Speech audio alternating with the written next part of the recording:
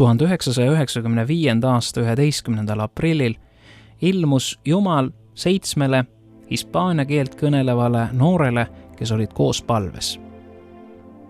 Jeesus võttis nad kaasa ja näitas neile taevast ja põrgut. Järgnevad mõtted taevast on kokku pandud visiooni näinud noorte tunnistuste põhjal.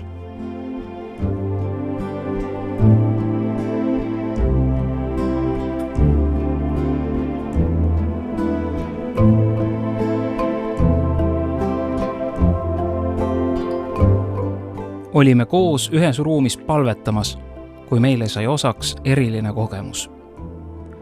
Ruum, kus olime, hakkas täituma valgusega, mis lähtus Jumala ligiolust. See oli nii võimas, et see täitis kogu ruumi. Tuba oli täis tema auhiilgust ja see oli imeline olla tema ees. Me saime ristitud püha vaimuga ja hakkasime rääkima võõrastes keeltes. Meile ilmusid 2 säravat inglit ja nende keskel Jeesus.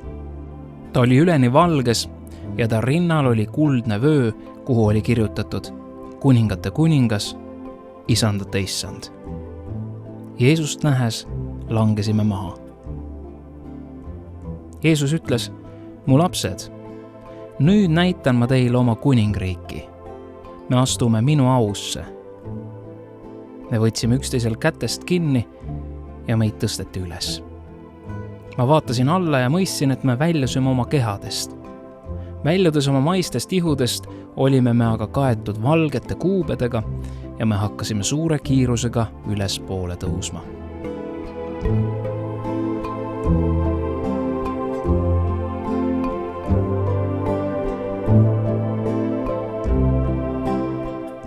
Me peatusime suure 2,5 ukse ees, mis oli sissepääs taeva kuningriiki. Me olime juhtunust hämmastunud ja lummatud. Õnneks oli Jeesus Jumala poeg seal meiega koos 2 ingliga. Mõlemal inglil oli 4 tiiba. Inglid hakkasid meiega rääkima, kuid me ei saanud neist sõnagi aru. Nende keel oli maistest keeltest väga erinev. Püha vaim andis meile aga peagi võime neid mõista. Nad tervitasid meid ning avasid need tohutult suured uksed. Me ees avanes imeline paik. Kui me ustest sisenesime, täitis meie südameid võrratu rahu. Seal mõistsime Piibli kirja kohta, kus öeldakse, et Jumal annab rahu, mis on üle arusaamise või mõistmise.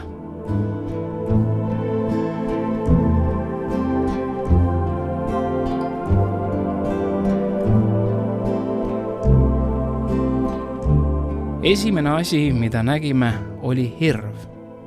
Ma küsisin ühelt sõbralt, Sandra, kas sa näed sama, mida mina? Ta naeratas ja vastas, jah, Eesav, ma näen seda hirve seal.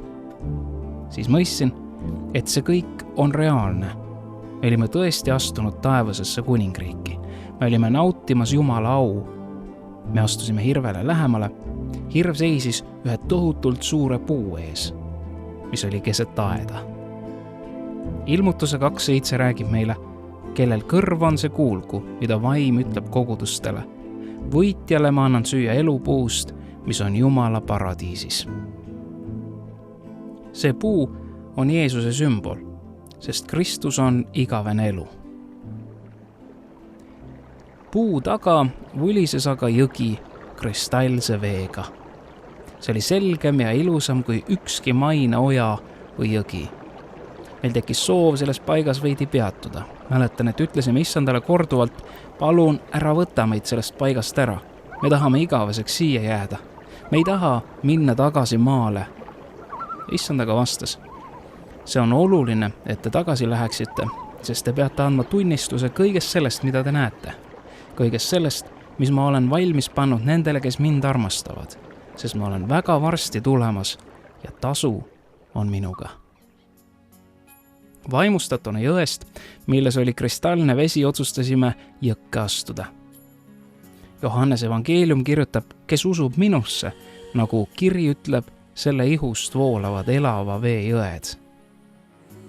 Selle jõe vesi tundus kandmas endas elu ning me kassime ennast jõe vetesse. Imeline oli see, et me võisime hingata normaalselt nii vee all kui väljas.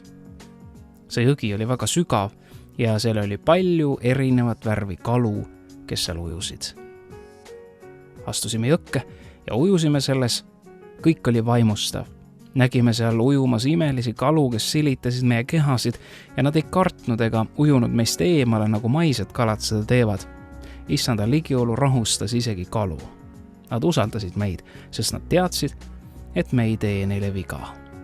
Ma olin nii erutatud ja õnnistatud, et võtsin ühe kala ja tõstsin ta veest välja.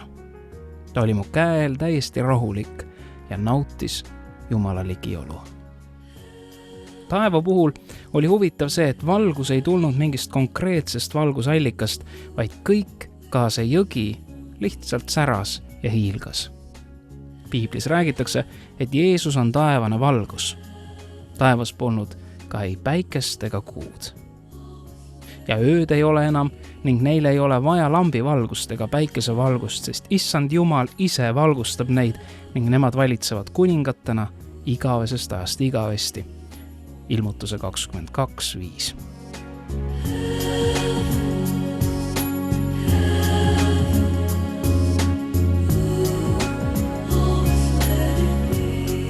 Silmasin ka suurt lilledega kaetud orgu. Lilled olid imekaunid ja nende lõhn kirjeldamatult hea. Iga lill oli unikaalne. Me ei leidnud tervest orust mitte ühtegi ühesugust lille. Me jalutasime seal ja kogesime vabadust, millest me polnud keegi kunagi osa saanud.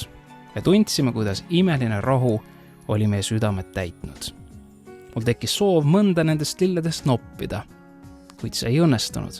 Ma üritasin lille maast korjata, kuid ma ei saanud seda kätte, samuti ei olnud võimalik eemaldada lillelt lehte.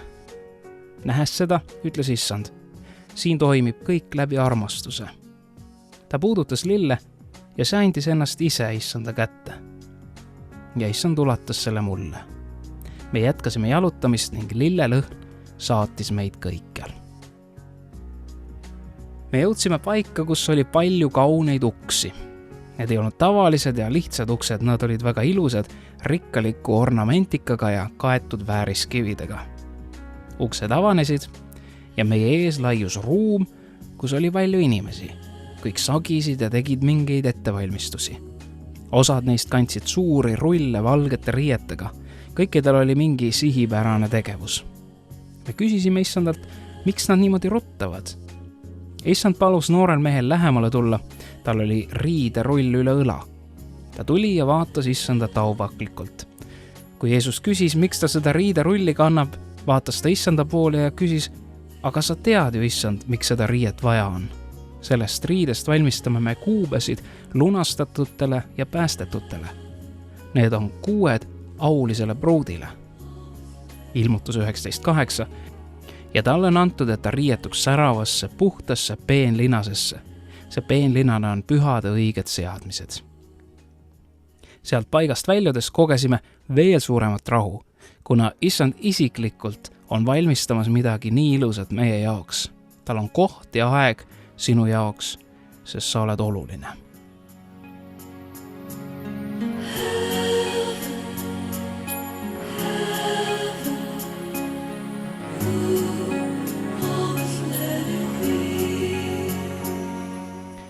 Eemal nägin ka valgeid hobuseid, nii nagu seisab Ilmutuse 19. peatükis. Ma nägin taeva olevat avatud ning ennäe valge hobune. Selle nimi, kes tema seljas istus, on ustav ja tõeline ning tema mõistab kohut ja sõdib õiguses. Need on hobused, mida Issand kasutab, kui ta tuleb maa peale oma rahva järele. Läksin nende hobuste juurde ja Issand lubas mul nendega ka ratsutada. Alustades ratsutamist taevase valge hobuse seljas tundsin seni kogematut rahu, vabadust, armastust ja pühadust. Nautisin kogu südamega kõike, mida kogesin ja nägin. Luuka 22:30 ütleb, et te sööksite ja jooksite minu lauas, minu riigis ja istuksite troonidel mõistes kohut Iisraeli 12 suguharule. Selles imelises paigas näidati meile ka kõige ilusamat vastuvõtusaali, mida keegi suudab eales ette kujutada. Seal oli hiiglaslik troon 2 tooliga, mis olid puhtast kullast ja kaetud siin maa peal tundmatute vääriskividega. Trooni ees oli laud, millel ei olnud lõppu ja see oli kaetud valge laudlinaga. See oli nii valge, et selle sarnast ei leidu midagi siin maa peal. Laual leidus väga erinevaid, ülipeeneid ja hõrgutavaid toite. Nägime viinamarjasid, mis olid apelsini mõõtu ja issand lasi meil mõndasi neist maitsta. Mäletame siiani nende maitset, mis oli midagi imelist. Armas sõber, me ei kujuta ettegi, mis meile on juba valmis pandud taevases kuningriigis. Mida silm ei ole näinud ega kõrv kuulnud ja mis inimsüdamesse ei ole tõusnud, selle on Jumal valmistanud neile, kes teda armastavad. Jumal näitas meile laual ka leiba, mida nimetati mannaks. See on Jumala leib, millest pühakiri räägib. Me saime maitsta paljusid imelisi toite, millest me polnud maa peal kuulnudki. Me imestasime ka selle üle, et toolid olid taevases pidulauas asetatud vastastikku ja igale toolile oli kirjutatud üks nimi. Luuka 10:20. Ärge rõõmustage sellest, et vaimud teile alistuvad, vaid rõõmustage, et teie nimed on taevasse kirja pandud. Seal oli palju toole, kõigi jaoks, kes tahavad astuda Jumala kuningriiki. Seal on rohkelt ruumi. Seal olid ka toolid, mis olid laua äärest ära võetud. Need kuulusid nendele meestele ja naistele, kes väsisid issandat järgimast ja teenimast ja nende nimed kustutati eluraamatust ja nad jäid eemale talle pulma söömaajast.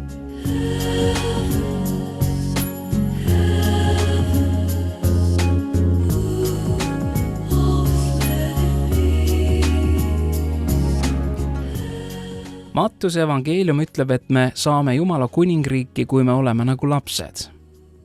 Kui me olime seal taevas, siis me olime kui lapsed. Me nautisime ja vaimustusime kõigest, mida kogesime.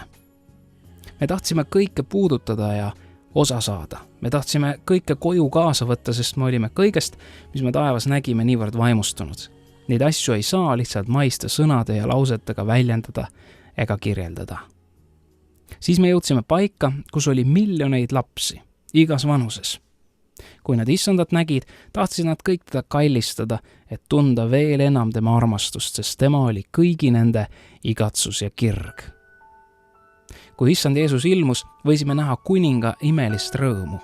Kuigi me ei näinud ta nägu, kuigi me ei näinud ta naeratust, täitis see rõõm kogu paiga.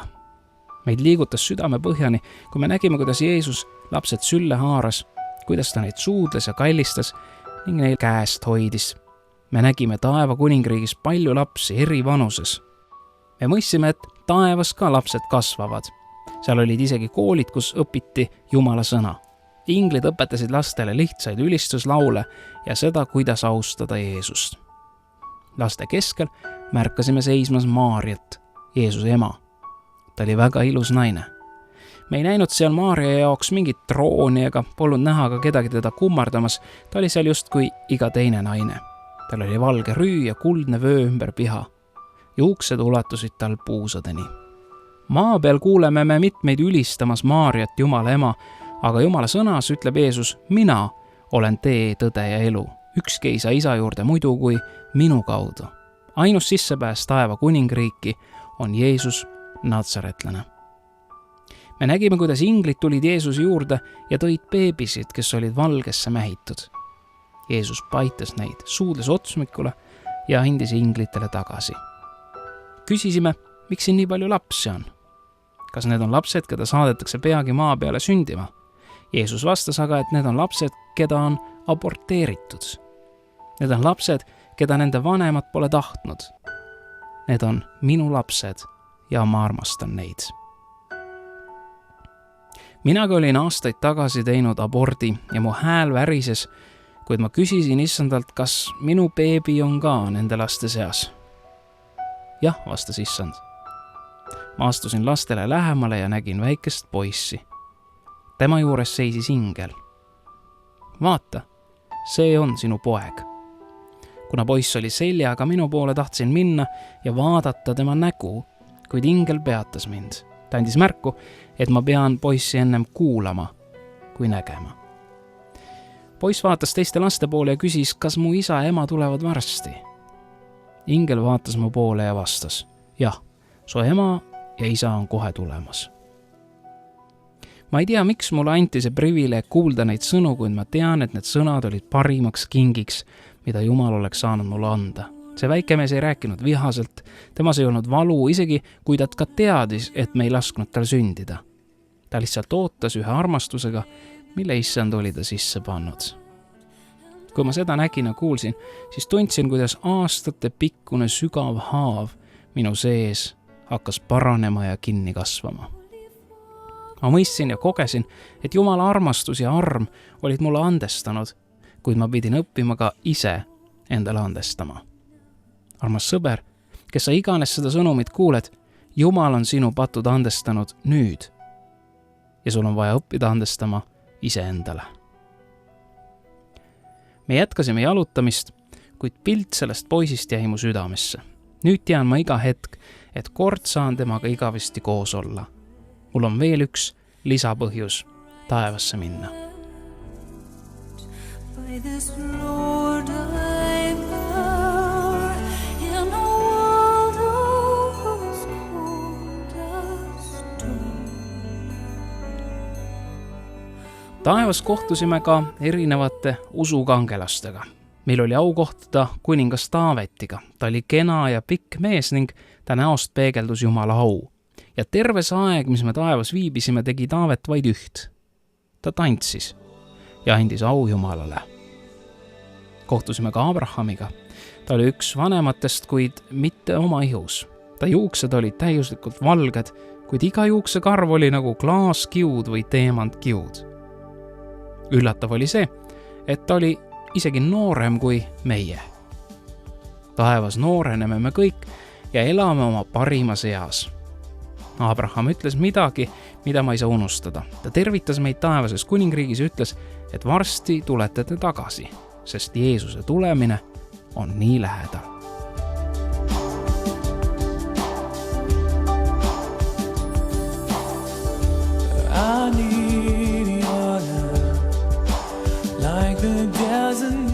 Edasi liikusime me ühte imelisse paika. See oli täis vääriskive, kuld, rubiinid, teemantid, smaragdid, põrand oli valmistatud puhtast kullast ning seal nägime me 3 väga suurt raamatut. Esimene neist oli kullast piibel. Salmides öeldakse, et Jumala sõna on igavene ja see püsib ka taevas. Selle piibli iga leht oli tehtud puhtast kullast. Teine raamat oli suurem kui piibel. See avati ja ingel asus sinna midagi kirjutama. Astusime koos Jeesusega lähemale, et näha, mida ingel kirjutab. Ja me nägime, et ta kirjutas üles kõik, mis maa peal oli sündimas. Kellaajalise täpsusega oli seal kõik kirja pandud. Seda selleks, et Jumala sõna võiks täide minna, kus seisab, et raamatud avatakse ja maailma inimestele mõistetakse kohut vastavalt nende tegudele, mis on talletatud raamatusse.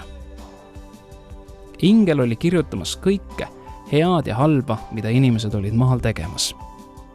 Ja seal oli ka 3. raamat, see oli eelmistest veel suurem. Raamat küll suleti, kuid me läksime siiski lähemale, me võtsime 7 raamatu tema aluselt maha, just nii käskis issand, ja asetasime ta sambale. Need sambad on taevas võrratud. Nad pole tehtud nagu maapealsed, need on nagu palmikud. Nad on valmistatud erinevatest vääriskividest. Mõni neist on kullast, mõni teemantitest, osad olid puhas smaragd ja osad kombineeritud erinevatest kivimitest. Sel hetkel jõudis minu arusaamisesse, et Jumal on tõesti kõigi asjade omanik. Talle kuulub kogu maailm oma täiuses. Nii nagu Hagai raamatus seisab, kuld on minu, hõbe on minu. Ma mõistsin, et Jumal on absoluutselt rikas ja tema valduses on kõik maailma rikkused. Ja ta igatseb jagada neid rikkusi nendega, kes temalt seda usus paluvad. Psalm 2:8. Küsi minult ja ma annan paganad su pärandiks ning ilmamaa otsad su omandiks. See raamat, mille me sambale asetasime, oli nii suur, et lehe keeramiseks pidime raamatu ühest äärest teise jalutama. Issanda käsu peale proovisime lugeda, mis raamatus seisis. Algul oli see väga raske, sest see oli kirjutatud kummalistes tähemärkides, nii et me ei suutnud sellest aru saada. See oli erinev kõigist maistest keeltest. See oli midagi täiesti taevalist. Püha vaim andis meile ka armu seda kirja mõista. See oli selline kogemus, nagu oleks meil silmaside ära võetud. Ühe hetkega mõistsime kõike, mis raamatus kirjas. Me nägime kõik raamatus seismas meie endi nimesid. Jeesus ütles, et see on eluraamat. Avastasime ka seda, et eluraamatus ei seisa mitte need nimed, milledega me maa peal üksteist kutsume, vaid seal tuntakse meid uute nimedega. Ilmutuse 2.17, kellel kõrv on see kuulgu, mida vaim kogudustele ütleb. Võitjale ma annan süüa peidetud mannat ning annan talle valge kivikese ning kivikesele kirjutatud uue nime, mida ükski peale saaja ei tea. Taevas me mäletasime ja ütlesime oma nimesid. Kui meid aga maa peale tagasi saadeti, siis olid meil kõigil oma taevased nimed meelest läinud ja me ei suutnud neid meenutada. Jumala sõna on igavene ja see läheb täide. Ilmutuse 3.11, ma tulen varsti, pea kinni, mis sul on, et ükski sinu pärga ei võtaks. Ära lase oma krooni röövida. Ära lase kellelgi sind lahutada sellest paigast, mille isa on sinu jaoks valmis pannud. Jumal on ootamas.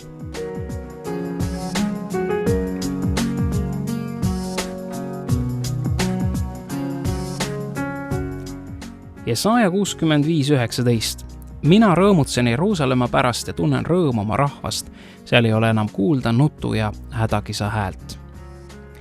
Meid juhatati paika, kus olid väikesed mäed ja Jeesus hakkas tantsima.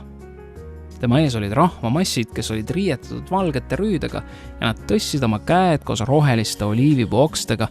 Kui nad lehvitasid oliivioksi, siis õli voolas.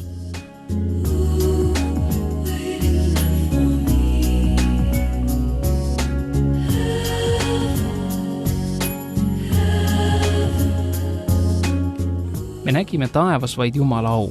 On raske seletada kogu seda õudust, mida me nägime põrgus, kuid veel raskem on kirjeldada taevaseid asju ja Jumala täiuslikkust ning au.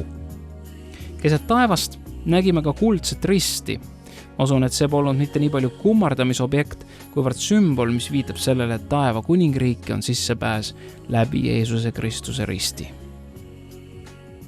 Paljud mõtlevad, et seal üleval on Jumal, kes ootab meid, et siis meid karistada ja põrgusse saata. Aga see pole nii.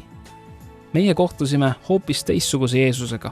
Jeesus, kes on sõber, Jeesus, kes nutab, kui sina nutad, Jeesus, kes on armastus, kaastunne ja arm. Ta võtab meid oma kätele, et aidata meid jätkata päästeteed. Taeva kuningriigis nägime me uut Jeruusalemma. Minu isa majas on palju eluasemeid. Kui see nõnda ei oleks, kas ma siis oleksin teile öelnud, et ma lähen teile aset valmistama? Johannese 14.2. Me nägime linna ja me sisenesime sinna.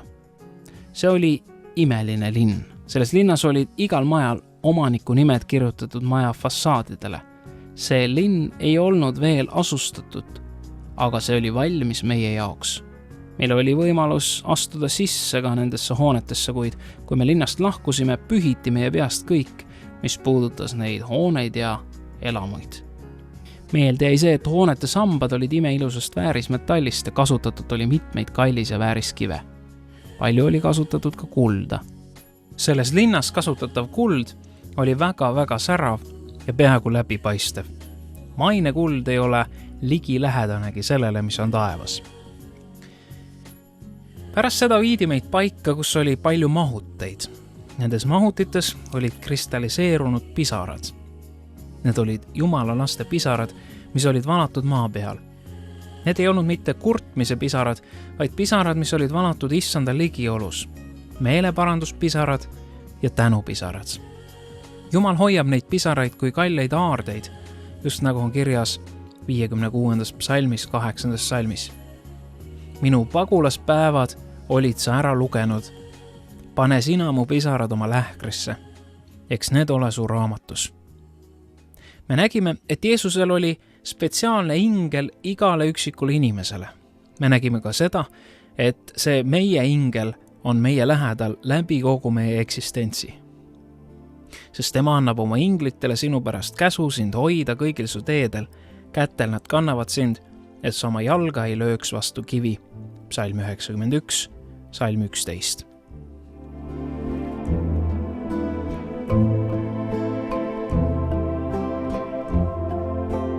Siis viidi meid ruumi, kus oli palju erinevaid lilli. Osad lilled olid avatud, osad olid pungas, osad olid närtsinud ja longus. Me küsisime Jeesuselt, mis lilled need on. Ta ütles, need lilled on nagu igaühe teie elu. Ta võttis ühe ilusa ja särava lille ja ütles, see lill näitab, milline on osadus sinu ja minu vahel. Ta pani selle lille tagasi ja võttis teise, mis oli longus. See inimene on närbunud, kuna kannatused ja raskused on ta maha surunud. Midagi on tema elus, mis on rikkunud minu ja tema vahelise osaduse.